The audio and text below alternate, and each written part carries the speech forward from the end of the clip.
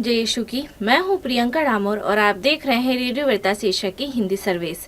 कलीसियाई समाचार में आप सभी का स्वागत है। कलीसियाई समाचारों में प्रमुख है, एआई पर G7 सत्र में भाग लेंगे पॉप फ्रांसिस। वेनिस की प्रेरित यात्रा में पॉप की महिला कैदियों से मुलाकात। यूएन मानवाधिकार प्रमुख ने रफा में बच्चों महिलाओं की हत्या की निंदा की। कार्यकर्ता सामाजिक कार्यकर्ताओं ने स्टैन स्वामी की जयंती मनाई। नेपाली में कैटेचिस्टों के लिए बुनियादी प्रशिक्षण आयोजित किया गया। धर्म बहनों का आश्रम अंतरधार्मिक सद्भाव का प्रतीक बन गया।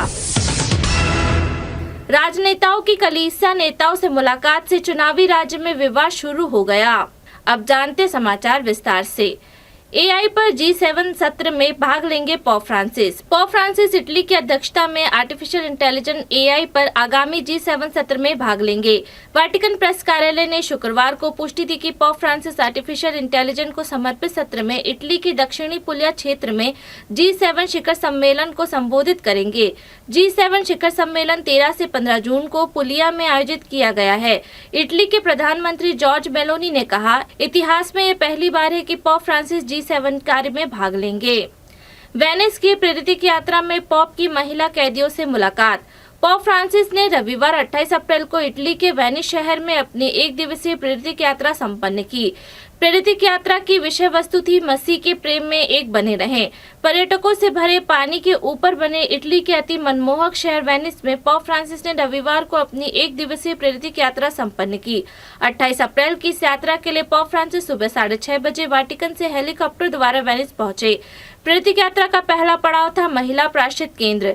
पॉप फ्रांसिस ने जुदेगा कैदखाने में 80 से अधिक कैदियों के साथ ही जेल कर्मचारी, सुरक्षाकर्मी और स्वयंसेवकों से मुलाकात की। उन्होंने उन सभी की बातें ध्यान से सुनी और अपनी यात्रा में उनकी चिंता के लिए धन्यवाद दिया। यूएन मानवाधिकार प्रमुख ने रफा में बच्चों महिलाओं की हत्या की निंदा की।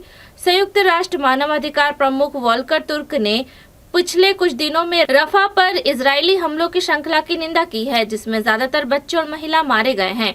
उन्होंने उस क्षेत्र में पूर्ण पैमाने पर घुसपैठ के खिलाफ अपनी चेतावनी दोहराई है, जहां 12 लाख नागरिक शरण लिए हुए हैं। संयुक्त राष्ट्र मानवाधिकार उच्चायुक्त वोल्कर टर्क ने विश्व नेताओं से रफा में फंसे नागरिकों की रक्षा की अनिवार्यता पर एकजुट होने का आह्वान किया है, जहां इजरायली बलों द्वारा किसी भी पूर्ण पैमाने पर सैन्य घुसपैठ से अधिक मौतों, चोटों और विस्थापन का खतरा होगा। बड़े पैमाने पर और भी अधिक अत्याचारपूर्ण अपराध जिसके लिए जिम्मेदार लोगों को जवाबदेह ठहराया जाएगा। मार्च में ही संयुक्त राष्ट्र सुरक्षा परिषद ने तत्काल युद्ध विराम की मांग की थी। कार्यकर्ता सामाजिक कार्यकर्ता ने स्टैन स्वामी की जयंती मनाई। झारखंड में जेसुइट फादर स्टैन स्वामी की 27वीं जयंती में भाग लेने वाले 150 लोगों में मानवाधिकार कार्यकर्ता, पत्रकार, सामाजिक कार्यकर्ता और वकील शामिल थे। रांची के पास नामकुम में कृषि प्रशिक्षण केंद्र में 26 अप्रैल के कार्यक्रम में दिवंगत जेसुइट आदिवासी कार्यकर्ता की स्मृति में एक गैलरी का उद्घाटन और कारावास की देशभक्ति पर 2 पुस्तकों का विमोचन शामिल था। जनजातीय लोगों के बीच काम करने वाले पुरोहित और धर्म बहनों सहित प्रतिभागियों ने बगीचा फादर स्टैन स्वामी की प्रतिमा पर पुष्पांजलि अर्पित की, जिस संस्था की स्थापना उन्होंने 2006 में रांची के पास की थी। सभा का स्वागत करते हुए बगीचा के निदेशक जेसुइट फादर थॉमस ने फादर स्टैन के शब्दों को याद किया कि जो लोग अन्याय के मुख दर्शन बने रहते हैं वे खेल का हिस्सा हैं। फादर थॉमस ने प्रतिभागियों से फादर स्टैन का अनुकरण करने का आग्रह किया। नेपाली में कैटेचिस्टों के लिए बुनियादी प्रशिक्षण आयोजित किया गया। 4 भाषा बंगाली, हिंदी, संथाली और नेपाली में कैटेचिस्टों के लिए 2 साल का बुनियादी प्रशिक्षण नेपाली में चरण 2 कैटेचिस्ट प्रशिक्षण के साथ संपन्न हुआ। 24 अप्रैल 2024 को दार्जिलिंग के सेलेशन कॉलेज सोनाडा में नितिका डॉन बॉस्को कलकत्ता भारत में बंगाली कैटेचिस्टों के साथ 2022 में शुरू हुआ प्रशिक्षण आखिरकार समाप्त हो गया। नेपाली चरण द्वितीय प्रशिक्षण के लिए दार्जिलिंग और सिक्किम क्षेत्रों के 28 कैटेचिस्टों ने भाग लिया। उन्होंने अपना प्रशिक्षण 21 अप्रैल को शुरू किया और 24 अप्रैल को समाप्त किया। कैटेचिस्ट इंडिया के निदेशक फादर कुमुदा दिग्गल ने कार्यक्रम का आयोजन किया था। साथ ही दक्षिण एशिया युवा निदेशक फादर पैट्रिक और सेलेशन कॉलेज के डीन फादर पवनजीत सिंह ने भी कार्यक्रम का आयोजन किया। धर्म बहनों का आश्रम अंतर धार्मिक सद्भाव का प्रतीक बन गया।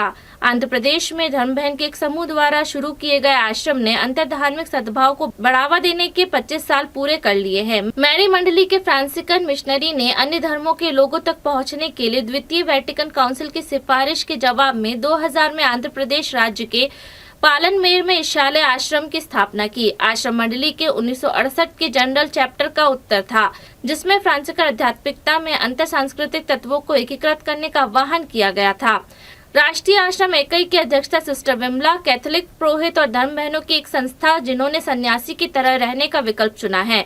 वे कहती है कैसे 1980 के दशक में उनकी मंडली विभिन्न आस्थाओं के बीच ईसा मसीह की विशिष्टता और सार्वभौमिकता की घोषणा करने के लिए अंतर धार्मिक संवाद बैठकों में लगी हुई थी।